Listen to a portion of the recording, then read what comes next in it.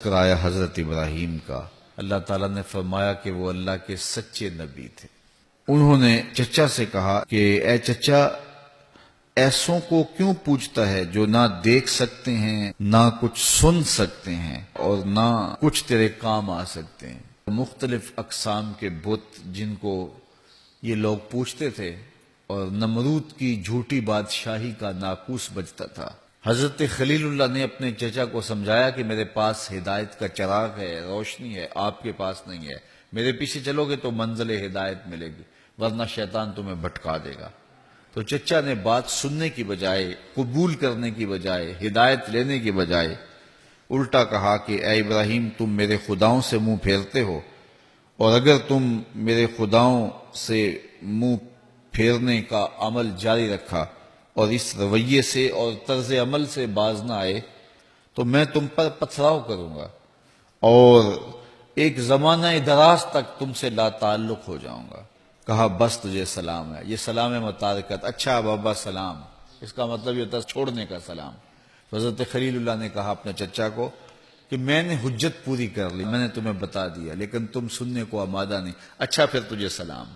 حضرت ابراہیم علیہ السلام ان سے الگ ہو گئے۔ یہ ساری لمبی کہانی ہے۔ پھر بتوں کو توڑا اور پھر بڑا بت جو تھا اس کو چھوڑ کر کلہاڑا اس کے کندھے پہ رکھ دیا، اور پھر قوم جب میلہ دیکھ کے واپس آئی تو یہ منظر انہوں نے دیکھا تو پھر کہا کہ یہ ابراہیم کا ہی کیا درا ہے۔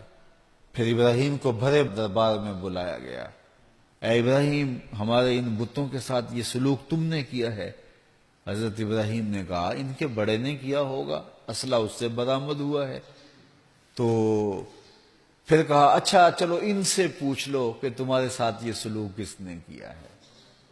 تو وہ اپنے سروں کو، قرآن بتاتا ہے، اپنے گھٹنوں کے درمیان ڈال لیتے ہیں اور پھر لجاجت بھرے لہجے میں بولے ابراہیم تو جانتا ہے، یہ بولتے نہیں۔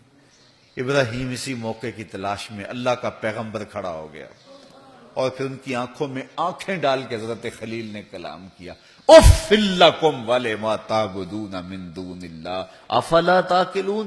افسوس ہے تمہارے اوپر، ان پر جن کو تم اللہ کے علاوہ پوچھتے ہو، تمہاری کھوپڑی میں دماغ نہیں ہے؟ جب ابراہیم کا باتوں میں جواب نہ دے سکے، علمی مکالمہ نہ کر سکے، تو پھر انہوں نے کہا اچھا کچھ کرنا چاہتے ہو تو اس کو آگ میں جلاؤ، اس کی زبان ایسے تو بند نہیں ہوگی، آگ جلاؤ، تم حکمران ہو، تمہارے پاس تخت و تاج ہے، تم جو چاہو کرو، عدالتیں تمہاری، کچہریاں تمہاری، وکیل تمہارے، فیصلے تمہارے۔ چیخا جلا دی گئی۔ پھر جلتی ہوئی آگ کے شعلوں میں حضرت خلیل اللہ کو پھینک دیا جاتا ہے، ادھر سے فرمان شاہی نازل ہوتا ہے، اے آگ میرے ابراہیم پہ سلامتی کی ٹھنڈی ہو جا، اتنی زیادہ ٹھنڈی بھی نہ ہونا کہ میرے خلیل کو سردی لگنے لگ جائے۔ 40 دن تک آگ بھڑکتی رہی۔ آگ کے شعلے جب نیچے ہوئے اور آگ بجھی، حضرت خلیل اللہ یوں انگاروں پر چلتے آئے جس طرح کوئی نازنین پھولوں پہ چلتا ہے۔ فانوس بن کے جس کی حفاظت ہوا کرے، وہ شمع کیا بجھے جسے روشن خدا کرے۔ آج صدیاں گزرنے کے بعد ان کے قصیدے ہیں، ان کا ذکر ہے۔ حضرت ابراہیم جد الانبیاء کہلائے، نبیوں کے، پیغمبروں کے باپ کہلائے۔ کائنات نے ایسا خوش نصیب باپ نہیں دیکھا ہوگا کہ حضرت ابراہیم کا ایک بیٹا کعبۃ اللہ کا امام ہے، حضرت اسماعیل علیہ السلام، اور دوسرا بیٹا بیت المقدس کا امام ہے۔ تو یہ ہے حضرت ابراہیم علیہ السلام کے جن کے تذکروں کی خوشبو پھیلی ہے۔ پاک لوگوں کا تذکرہ کیوں کیا جاتا ہے، نیک لوگوں کا تذکرہ کیوں کیا جاتا ہے؟ تاکہ ان کی سیرت کو اختیار کرنے کا جذبہ پیدا ہو۔ اللہ تعالیٰ نے ہمیں سیکھنے کے لیے کتاب اللہ میں بہت کچھ دیا۔ زندگی کی جو ساعتیں اللہ نے ہمیں دی ہیں، اللہ ان گھڑیوں کو اپنی یاد میں گزارنے کی توفیق دے۔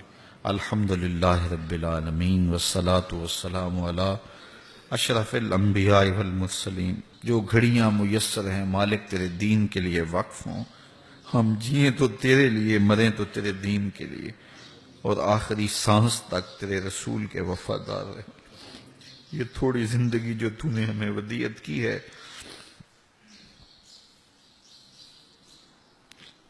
اس کو اپنی یاد میں، اپنے ذکر میں، اپنی محبت میں بسر کرنے کی توفیق عطا فرما۔